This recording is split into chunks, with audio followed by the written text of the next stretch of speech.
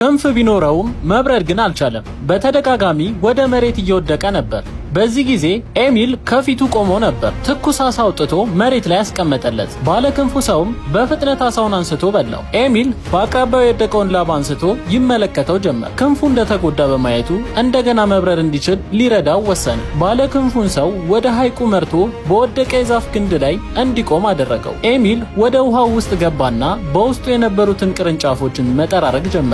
ባለክንፉ ሰው ኤሚልን ሲመለከተው አከርካሪው ላይ አንድ እንግዳ ነገር አየ።